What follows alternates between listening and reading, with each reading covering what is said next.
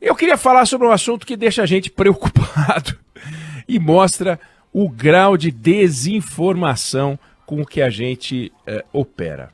O grau de desinformação é tão alto que chega a assustar, né? Então, ao longo das últimas semanas, dos últimos dias, a gente acreditou que havia um processo eleitoral tradicional ou um processo eleitoral razoável em curso na Venezuela. E a única maneira, num país como a Venezuela, da gente acreditar que o processo eleitoral é confiável, ou seria confiável, é se ganhasse o candidato da oposição. Porque só ganhando o candidato da oposição você poderia dizer, bom, realmente as coisas mudaram por lá. Na medida em que ganhou o Nicolás Maduro, ou que o Conselho Nacional Eleitoral da Venezuela declarou a vitória de Nicolás Maduro, tanto ele pode ter ganho de fato, quanto ele pode ter ganho de mentira. Não dá pra gente saber. Porque a Venezuela é uma ditadura. E, quando eu digo da nossa desinformação, é a percepção que a gente tinha de que talvez dessa vez as coisas, quem sabe, fossem mudar, porque os venezuelanos estavam inconformados e tal. A verdade é, a Venezuela continua a ser o que começaram a semear lá Hugo Chávez há 25 anos e a partir de 2013 Nicolás Maduro, uma ditadura, 25 anos e agora por mais 6 dá 31. Pensar que a nossa ditadura, o nosso regime militar durou 20 anos e deixou estragos incríveis na história brasileira. Estragos impressionantes, um passivo econômico, um passivo político, um passivo social pesado por 20 anos. E não dá para comparar com o regime venezuelano. O regime venezuelano que já está há 25, vai ficar mais 6. A coisa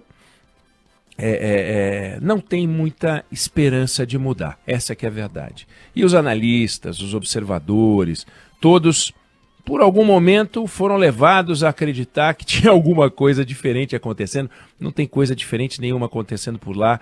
É uma nova Nicarágua. Não é Cuba.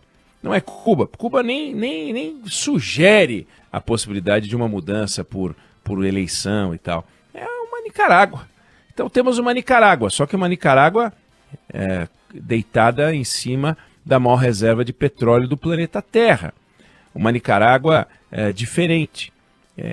E olhando o que aconteceu, é pensar o seguinte, bom, e aí, como é que fica pra gente, pro Brasil, né?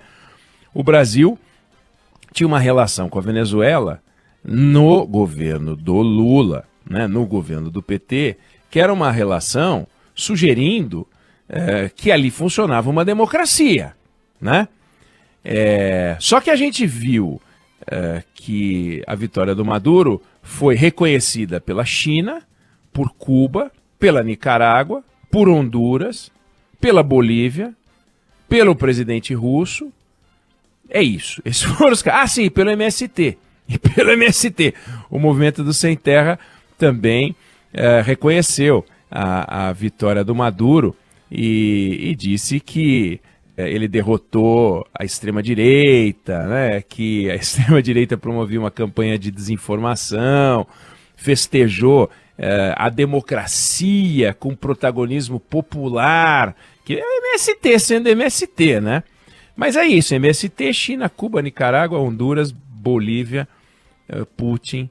Essa é a turma que falou, olha, ganhou a democracia, venceu e tal.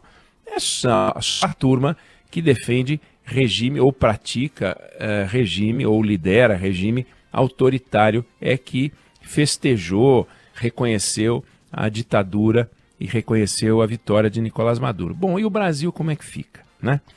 O Brasil não pode dar as costas para a Venezuela, não dá as costas para a Arábia Saudita, que é uma ditadura, não dá as costas para a China, não, você tem que olhar para a Venezuela como um parceiro comercial.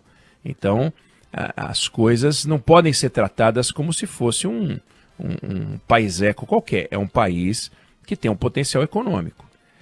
Isso por um lado. Por outro lado, aquele namorico, né, aquela paixão, recebeu Maduro em Brasília como o Lula recebeu, dizendo que lá tinha democracia até demais, que tinha eleição até demais, receber ele como um chefe de Estado que veio aqui para o Brasil e falou sobre liberdade, falou sobre democracia. Esse palco já não pode mais ter, né? O Nicolás Maduro deu uma paulada no Brasil, o Lula foi obrigado a responder, a ir para cima do Maduro, porque o Maduro falou em banho de sangue se ele não ganhasse, falou em guerra civil se ele não ganhasse. O Lula foi obrigado, não queria, mas foi obrigado a se manifestar, dizendo que lá só pode ter um banho de voto, né? Banho de sangue não dá. Então ganhou o Maduro. Não dá para o Lula agora tratar o Maduro como tratava antes das declarações que os dois países trocaram. Então é olhar para o Maduro com mais distanciamento. O regime da Venezuela vai enfrentar desafios no mundo, mas as coisas vão se acomodar, tendem a se acomodar. Mostra, como eu disse, a desinformação geral sobre o que acontece ali dentro. O Conselho Nacional Eleitoral, que é a justiça eleitoral deles, é toda nomeada pelo Tribunal Supremo de Justiça, que é o Supremo Tribunal Federal deles, que está dominado por maduristas e chavistas. E então eles declararam a vitória do Maduro e a gente não sabe se é verdade ou se é mentira e nunca vai saber numa ditadura. Pragmatismo é que a gente vai ver como é que o Brasil vai tocar daqui para frente. A Argentina bateu, o Chile também, o Brasil, a gente está aguardando como é que vai se relacionar com a Venezuela. Volto a dizer, nós não podemos dar as costas para a Venezuela só porque a Venezuela é um regime